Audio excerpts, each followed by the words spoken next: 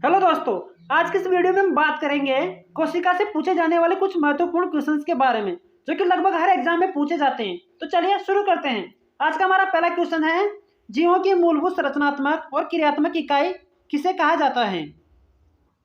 बताइए दोस्तों, जीवों की मूलभूत संरचनात्मक और क्रियात्मक इकाई किसे कहा जाता है? दोस्तों इसका सही जवाब है कोशिका। जी हाँ दोस्तों, कोशिका। बढ़ते हैं अगले क्वेश्चन की तरफ। हमारा अगला क्वेश्चन है, कोशिका के अध्ययन को क्या कहा जाता है? बताइए दोस्तों, कोशिका के अध्ययन को क्या कहा जाता है?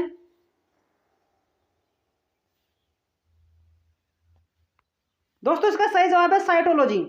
जी हाँ दोस्तों, साइटोलॉजी। कोशिका के अध्ययन को साइटोलॉजी कहा जाता है। हिस्टोलॉजी में हम ऊतकों की अध्ययन करते हैं। हिस्टोलॉजी में हम ऊतकों का अध्ययन करते हैं। डर्मेटोलॉजी में हम त्वचा का अध्ययन करते हैं और ऑन्कोलॉजी में हम कैंसर का अध्ययन करते हैं। एक बार फिर से बता देता हूं, हिस्टोलॉजी में हम ऊतकों का अध्ययन करते हैं। डर्मेटोलॉजी में हम त्वचा से संबंधित अध्ययन करते हैं। ऑन्कोलॉजी में हम कैंसर का अध्ययन करते हैं और साइटोलॉजी में हम कोशिका का अध्ययन किया जाता है। दोस्तों बढ़ते हैं अगले नए क्वेश्चन की तरफ। हमारा अगला क्वेश्चन है, कोशिका विज्ञान के जनक कौन है? बताइए दोस्तों, कोशिका विज्ञान के जनक कौन है? इसका सही जवाब है रॉबर्ट हुक। दोस्तों रॉबर्ट हुक ने सन 1665 में मृत कोशिका की खोज की थी। इन्होंने मृत कोशिका को खोजा था। वहीं बात करें अगर हम रॉबर्ट हुक कोच की, तो रॉबर्ट कोच ने ट्यूबरक्लोसिस की खोज की थी, इसीलिए इन्हें ट्यूबरक्लोसिस का जनक भी कहा जाता है। दोस्तों रॉबर्ट कोच को ट्यूबरक्लोसिस का जनक भी कहा जाता है। दोस्तों एग्जाम में क्वेश्चन पूछा जाता है कि ट्यूबरक्लोसिस का जनक कौन है? इसका सही जवाब होगा रॉबर्ट कोच। जबकि बात करें रॉबर्ट ब्राउन की, रॉबर्ट ब्राउन ने केंद्र की खोज की थी। दोस्तों रॉबर्ट ब्राउन ने केंद्र की खोज की थी। इन्होंने 1831 में केंद्र की खोज की थी। एंटोनी वान ल्यूवेनहुक ने लिविंग सेल की खोज की थी। इन्होंने जीवित कोशिका की खोज की थी। जीवित कोशिका की खोज की थी सन 1974 में। 1974 में। तो चलिए बढ़ते हैं अगले नए क्वेश्चन की तरफ। कोशिका का शक्ति ग्रह किसे कहा जाता है? बताइए दोस्तों, कोशिका का शक्ति ग्रह किसे कहा जाता है?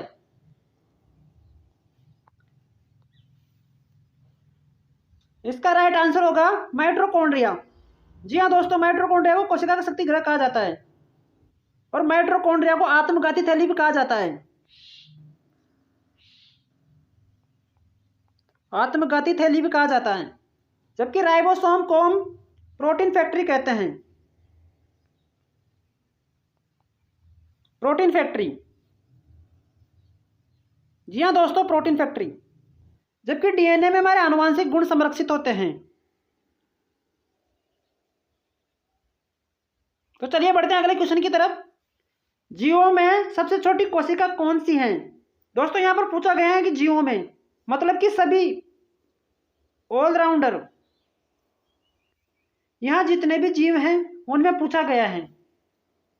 तो चलिए बताइए दोस्तों कि जीवों में सबसे छोटी कोशिका कौन सी है?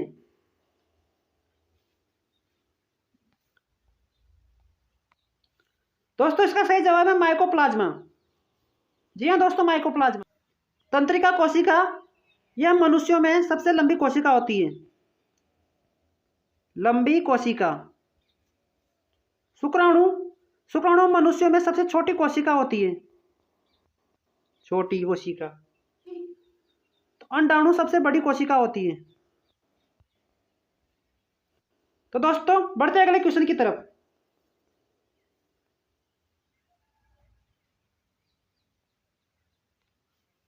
जीवों में सबसे बड़ी कोशिका कौन सी है?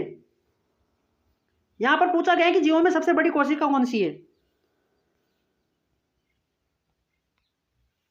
दोस्तों इसका सही जवाब है शुतुरमुर्ग का अंडा।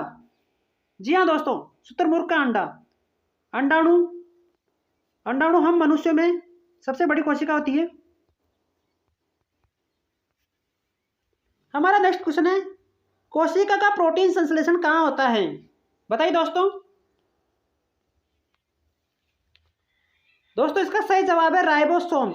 जी हाँ दोस्तों, राइबोसोम में प्रोटीन का संश्लेषण होता है। और दोस्तों राइबोसोम को प्रोटीन फैक्ट्री भी कहते हैं, प्रोटीन फैक्ट्री।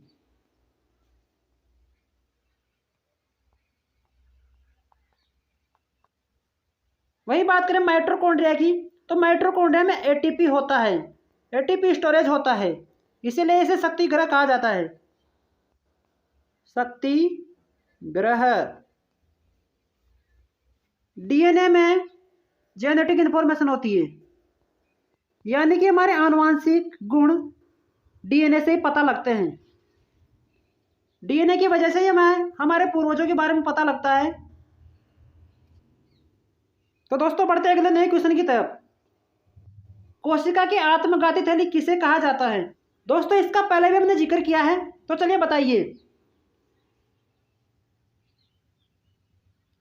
दोस्तों इसका सही जवाब है माइटोकॉन्ड्रिया। जी हाँ दोस्तों, माइटोकॉन्ड्रिया। माइटोकॉन्ड्रिया को हम कोशिका की आत्मघाती थैली कहते हैं, इसे ही हम पावर हाउस कहते हैं, इसे ही हम शक्ति ग्रह कहते हैं।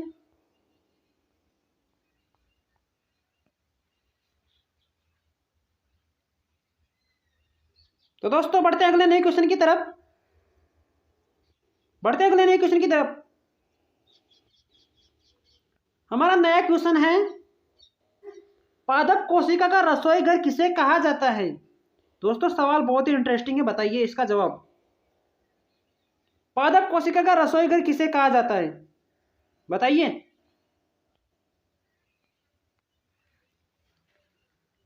दोस्तों इसका सही जवाब है क्लोरोप्लास्ट। क्लोरोप्लास्ट को हम पादप कोशिका का रसोई घर कहते हैं। क्लोरोप्लास्ट एक प्रकार का पिगमेंट होता है जो कि हरे रंग का होता है, हरे रंग का।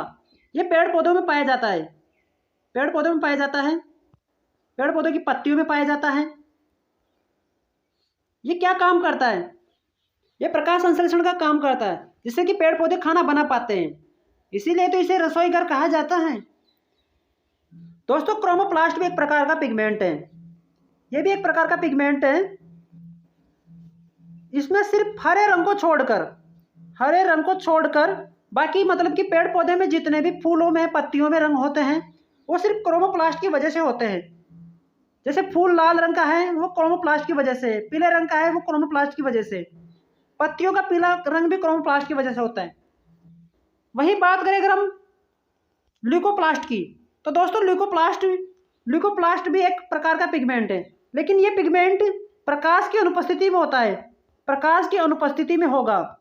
जैसे कि पेड़ पौधों की जड़ों में जहाँ पर मतलब कि प्रकाश नहीं पहुँच पाता, पेड़ पौधों की जड़ों में प्रकाश नहीं पहुँच पाता, तो वहाँ पे जड़ों का रंग ल्यूकोप्लास्ट की वजह से होगा।